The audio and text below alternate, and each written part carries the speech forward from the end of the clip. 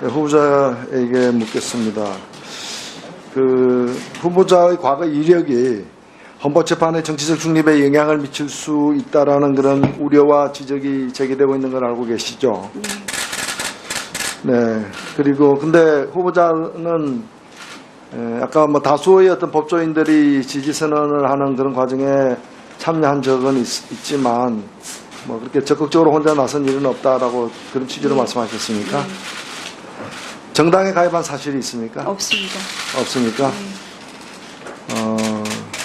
방금 우리 존경하는 종천 의원도 지적했습니다만은 대구에서 사선 의원인 그 한병철 전 의원 같은 경우에는 85년도에 민정당 후보로 출마했다가 낙선을 하고 바로 3년 뒤인 88년에 민정당 출신으로 헌법재판관에 임명된 사실이 있는가 혹시 아십니까? 예, 들어서 알고 있습니다.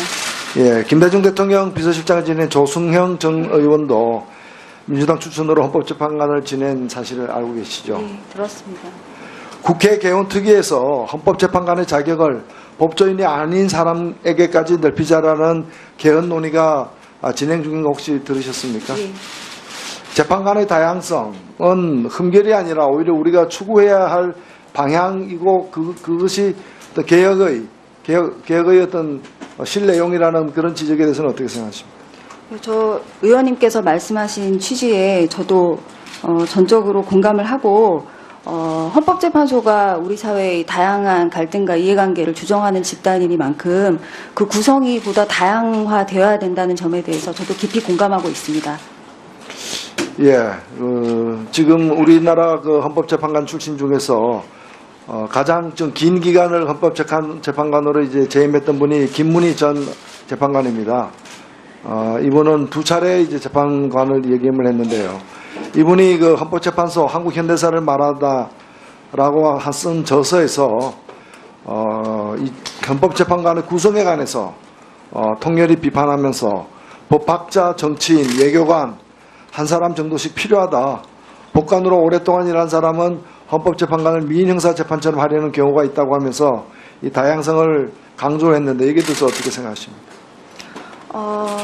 기본적으로 헌법재판이 그 사법작용으로서의 성격이 강하기 때문에 판사나 어떤 검사직에 계시던 분들을 헌법재판관으로 임명해 온 것으로 알고 있습니다. 그런데 어떤 그러한 경력 같은 것들이 좀 다양하지 못하게 구성되어 있어서 우리 사회의 좀 다양한 목소리를 듣는데 한계가 있다라는 지적이 있고 저는 그러한 점에서 헌법재판소 구성원들이 보다 좀 다양하게 구성이 되어야 되고 또 그 자격도 비법조인에게 개방하는 논의가 이루어지는 것으로 알고 있는데 그러한 논의들도 국민들께서 헌법재판소의 구성의 다양화에 대해서 동의하시기 때문에 그러한 논의들을 하고 있는 것으로 알고 있습니다. 현재 그 헌법재판소 재판관이 모두 8분입니다.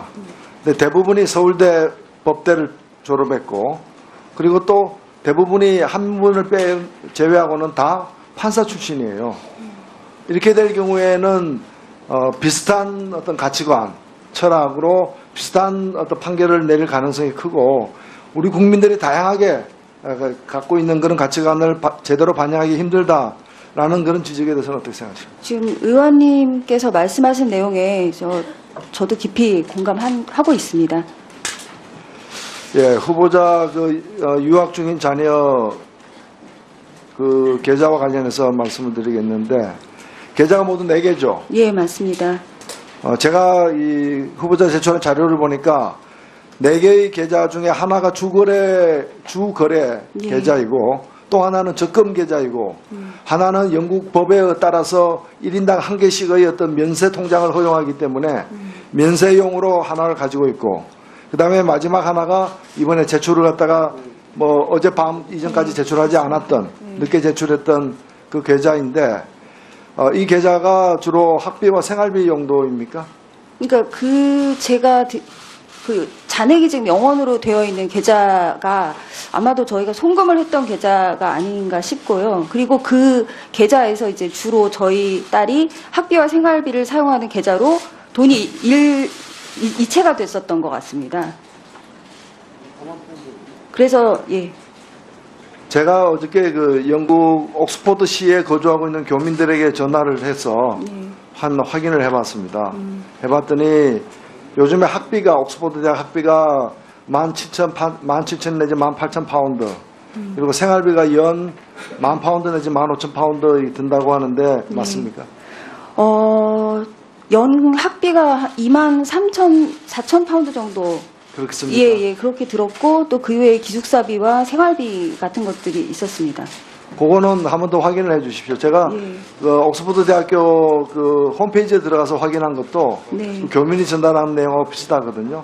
더 네. 들었다면은 그 근거 같은 걸 갖다가 나중에 한번 자료로 갖다가 제출해 주시기 바랍니다. 네, 알겠습니다.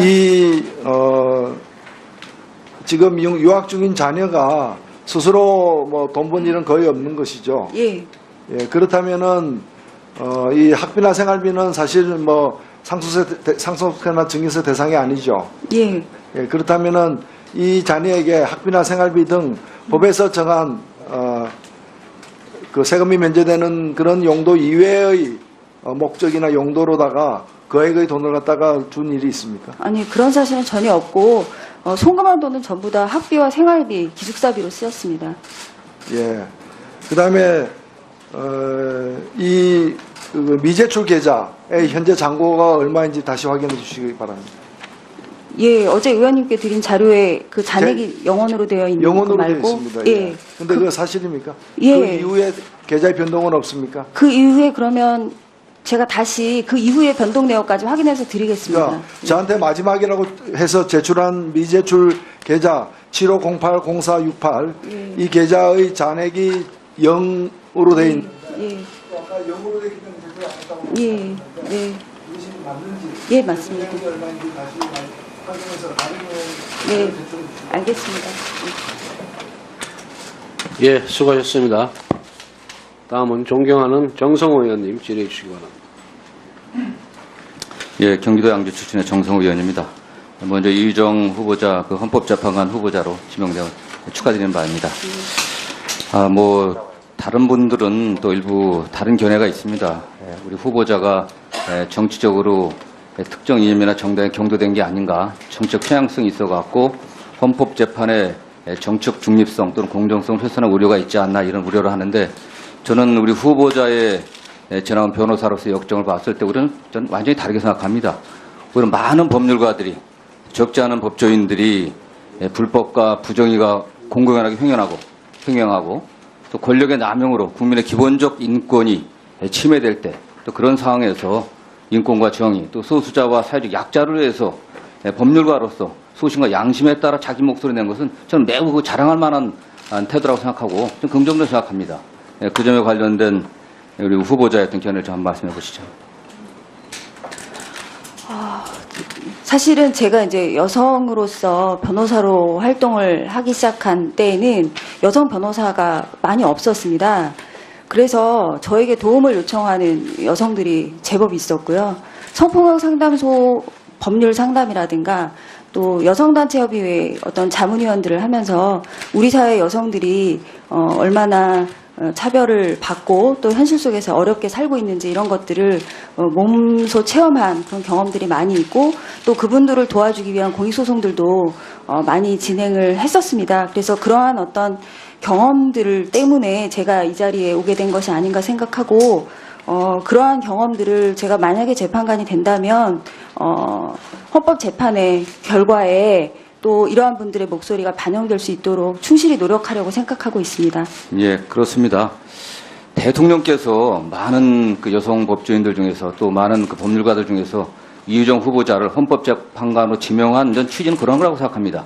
우리 후보자가 그동안 변호사로서 또 법률가로서 활동하면서 보여줬던 사회적 약자, 소수자에 대한 그 깊은 애정과 관심 그런 것을 헌법재판관이 되었을 때도 그러한 입장에서 그들의 눈에서 또 그들의 눈높이에서 헌법재판에 반영하기란 기대하는 그런 발언이 지명했다고 생각하기 때문에 네. 그러한 소신을 좀 견조해 주기를 좀 당부드리겠습니다. 네.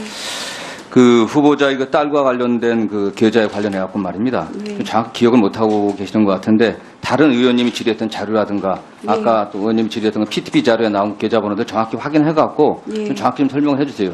예. 오히려 후보자나 또 후보자의 남편도 과거에 이제 판사로 근무해 갖고 재산 등록하고 공개하지 않았습니까? 예. 그렇기 때문에 금융정보 공개를 갖다 동의하는 순간 관련된 모든 계좌 숨길 수 없는 거 알고 있지 않습니까? 예, 맞습니다. 그리고 이 송금을 통해 갖고 어쨌든 국내 자금을 해외에 뭐 불법으로 유출한다든가 그런 의도가 아니었다고 생각합니다. 예. 또는 다른 의심되는 돈이 있어 갖고 숨기려는 의도가 아니었기 때문에 예.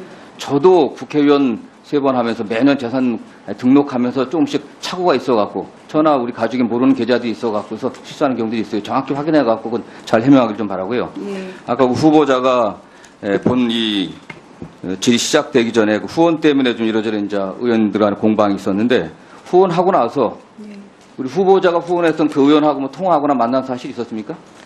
내가 당신 후원했으니까 뭐 한번 만나자, 한번 보자, 뭐 축하한다 이런 거 그렇게 한 사실이 있었습니까? 제가 후원한 그 분은 제가 후원한 사실을 모르고 계셨습니다. 네, 그렇죠. 예.